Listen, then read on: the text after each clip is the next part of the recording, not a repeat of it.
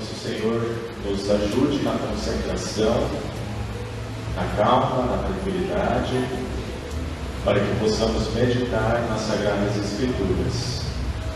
Amém. Amém.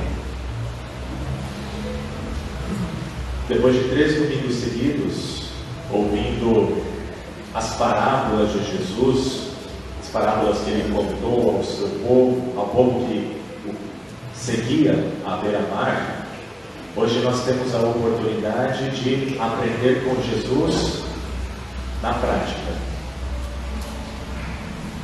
No entanto, antes de falar do texto propriamente dito, que nós lemos hoje do Evangelho, nós vamos olhar um pouco para o contexto do Evangelho, para sabermos onde nós nos situamos.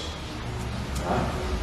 Mateus nos diz que, depois de Jesus contar as parábolas à beira-mar, ele foi à sua cidade natal, ele foi a Nazaré, e ele passou a ensinar na sinagoga e operar maravilhas por lá. Porém, alguns começaram a se questionar sobre esse Jesus. De onde tinha vindo tanta sabedoria? De onde tinha vindo o poder, se ele era filho do carpinteiro? Se ele tinha família ali em Nazaré? Muitos ficaram escandalizados e não acreditaram em Jesus. Ele deve estar nos enganando. E por isso passaram a desprezar Jesus. Muitas vezes a gente faz isso, né? Quando a gente não quer ouvir, a gente fica assim desprezando, né? Era mais ou menos assim que estava acontecendo em Nazaré.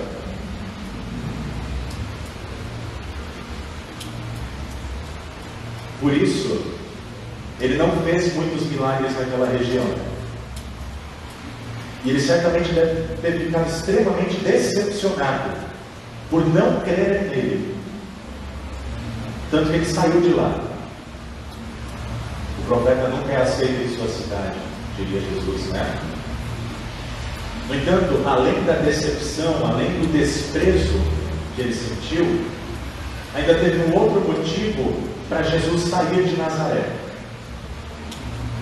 O tetrarca Herodes, que é filho daquele Herodes o Grande, que mandou matar as criancinhas, lembram a história do Natal? Jesus estava envolvido nisso. Esse Herodes, o filho do Herodes o Grande, soube da fama de Jesus naquela região da Galileia. E ele achou que era João Batista que tinha ressuscitado. Tinha ressuscitado com forças miraculosas. Obviamente que não era João Batista. Por quê? Porque ele tinha sido decapitado, o seu corpo já tinha sido sepultado pelo próprio Herodes, diga-se de passagem. A história é conhecida, né? Então é aqui que nós nos encontramos no Evangelho. Jesus, ouvindo isto, né, dos discípulos de João, ouvindo que Herodes achava que ele, Jesus, era o João que tinha ressuscitado, ele se retira daquela região num barco e vai para um lugar deserto, vai para um lugar à parte. Porém, apesar de ele querer ficar a sós com os discípulos, não querer chamar muita atenção para si, tinha uma multidão que o seguia por terra. Então Jesus ia pelo mar, no barco, e a multidão seguia ele por terra, para encontrar com Jesus quando ele desembarcasse. E no fim do texto é dito que eram mais ou menos 5.000 homens esperando por Jesus, além das mulheres e das crianças. Então vamos colocar aí mais ou menos umas 10.000 pessoas. Por quanto tempo eles estavam seguindo Jesus? A gente não sabe. Mas o que o texto nos diz é que havia pessoas enfermas no meio daquela multidão. Tinha pessoas doentes, com a esperança de serem curadas por Jesus. E o que Jesus fez? Ele mandou que fossem embora? Não, né? Ele se compadeceu daquela multidão e curou os seus enfermos. E foi só isso que aconteceu? Não, né? A multidão estava lá no lugar deserto. Já estava escurecendo. Não havia lugar para comprar comida, a não ser que fossem a uma aldeia próxima dali, e olhe lá se iam conseguir comida, se iam comprar comida naquele horário. Mas para os discípulos, essa era a única solução. Manda todo mundo embora, já está entardecendo. E Jesus diz: não precisa. Deem vocês mesmos de comer a eles. Os discípulos tinham apenas 2 peixes e 5 pães. E agora? Parecia pouco para uma multidão, mas era o suficiente para Jesus operar o único milagre que aparece nos 4 evangelhos: Mateus, Marcos, Lucas e João.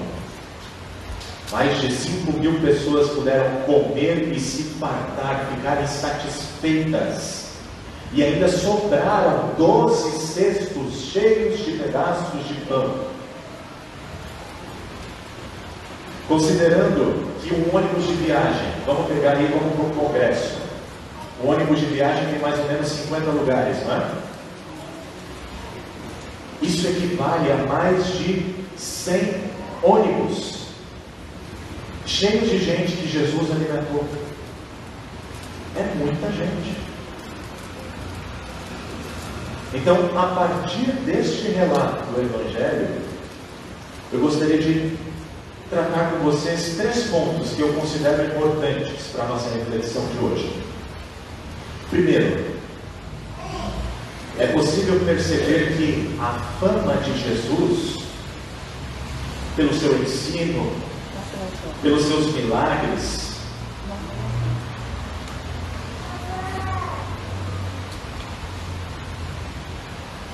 a fama de Jesus pelo seu ensino e pelos seus milagres vai separar a humanidade em 2 grupos.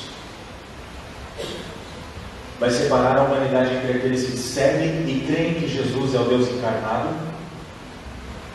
e aqueles que o desprezam e são incrédulos. E o que faz essa separação não é algo natural, mas sobrenatural. É a presença ou a ausência de fé. É nesse sentido que Paulo, quando escreve aos Romanos, fala sobre os filhos da carne e os filhos da promessa. Aqueles que creem na palavra da promessa é que são os filhos de Deus. Não importa se a pessoa é descendente de judeu, se ela é israelita, se ela é filha de um membro da igreja. O que torna uma pessoa filha de Deus é a palavra da promessa. Muitas promessas foram prometidas, né, e outras tantas cumpridas. A principal delas é a promessa feita aos patriarcas Abraão, Isaque, Jacó, de quem descenderia o Cristo segundo a carne, o qual, como afirma Isaías, fez uma eterna aliança, fez um novo testamento com o seu sangue derramado na cruz do Calvário pelos nossos pecados. E assim ele chama uma nação para ser sua, porque o Senhor o glorificou. Ou seja, nos chama pelo Evangelho para sermos um novo Israel, pela fé, porque Ele ressuscitou dentre os mortos, Ele está vivo. E Ele nos convida a crer que Ele é o Cristo prometido. Ele é o Deus bendito sobre todos para sempre, diz Paulo. É confiando nesse Deus que hoje será realizado o nascimento de um novo filho da promessa. Pelo batismo, o pequeno José Armando receberá o dom da fé salvadora e se unirá a Cristo, o Deus bendito, que prometeu que quem crer e for batizado será salvo. Glórias a Deus por isso. Mas e quem não crer será condenado, perecerá no inferno.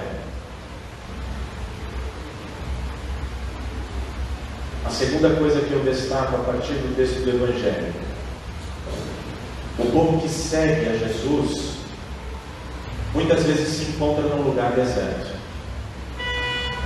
um lugar sem condições de sobrevivência, com grandes dificuldades, enfermidades, fome e tantas outras coisas.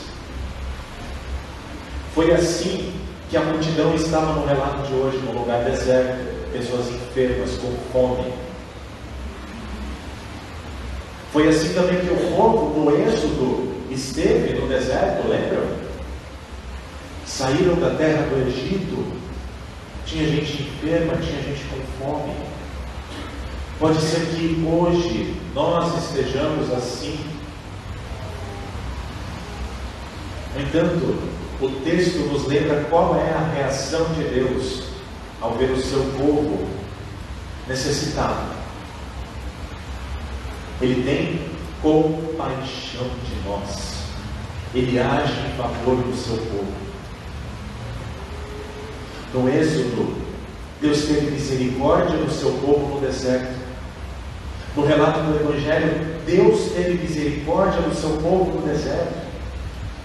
Hoje, Deus tem misericórdia de nós, o seu povo, porque a sua misericórdia dura para sempre. Nós repetimos isso ao longo do Salmo 136.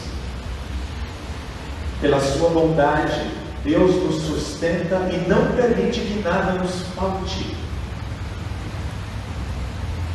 E como é que Deus demonstra isso na nossa vida?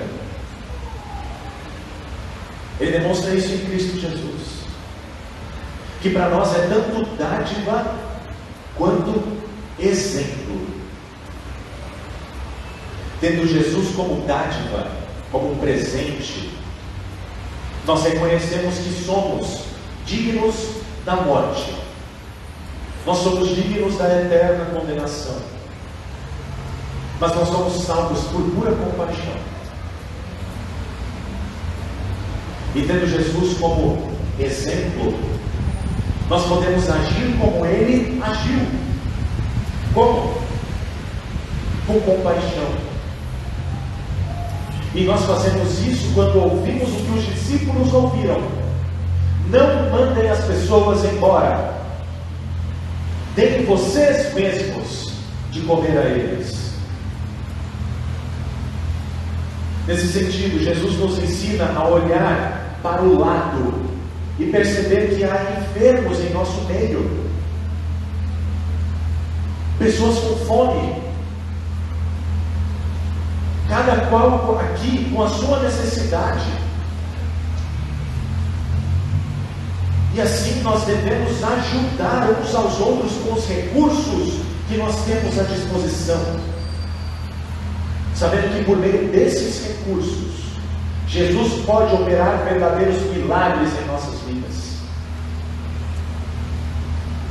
O que parece pouco para nós pode ser suficiente para Jesus operar milagres em abundância, a ponto de alimentar uma multidão e ainda sobrar 12 cestos cheios de pão. E o terceiro ponto significativo é que é muito especial ver que Jesus pegou aqueles 5 pães e 2 peixes, ergueu os olhos para os céus, deu graças a Deus, depois partiu os pães e deu aos discípulos, a fim de que eles distribuíssem às multidões. O ato de partir o pão e dar aos discípulos é algo recorrente de Jesus, que nos faz lembrar da sua presença real, a sua presença sobrenatural. E isso entre nós, como uma forma de antecipar o banquete messiânico que Isaías relata, por exemplo. Olha o que Isaías escreve: ah, todos vocês que têm sede, venham às águas. E vocês que não têm dinheiro, venham, comprem e comam. Sim, venham e comprem, sem dinheiro e sem preço, vinho e leite. Porque vocês gastam o dinheiro naquilo que não é pão, e o seu suor naquilo que não satisfaz. Ouçam com atenção o que eu digo, comam o que é bom, e vocês irão saborear comidas deliciosas. Nesse trecho, Isaías está trazendo de uma forma poética o que está reservado na eternidade para todos os que ouvem a Deus. Todos que ouvem esse Deus chamado Jesus vão se satisfazer com o pão e vão saborear comidas deliciosas, comprando sem ter dinheiro, ou seja, de graça, por graça. No entanto, com a presença real e sobrenatural de Jesus, nós já podemos nos satisfazer com o pão. O povo no deserto comeu do maná, o pão que caiu do céu. O povo no deserto comeu do pão que Jesus multiplicou. Hoje nós podemos comer o pão da nova aliança feita por Deus com o seu povo na Santa Ceia. Quando Jesus se faz presente com o seu corpo para satisfazer as nossas necessidades da alma e nos fazer ansiar por saborear comidas deliciosas na Nova Jerusalém. Da mesma forma como os discípulos distribuíram os pedaços de pão naquelas multidões, hoje os ministros e os pastores distribuem o pão a vocês, povo de Deus, porque Jesus nos mandou fazer isso em memória dele, a fim de nós sermos fortalecidos na fé e crescermos no exercício da misericórdia, da compaixão e do amor ao próximo. Portanto, saibamos que em Cristo nós temos um Deus que se importa conosco e quer que nos importemos uns com os outros. Para isso ele fez e ele faz milagres acontecer, muitos dos quais nós nem esperávamos. E assim como filhos da promessa, vivamos em Cristo e para Cristo, porque é Ele quem nos sacia com o pão e nos prepara para as delícias eternas. Amém.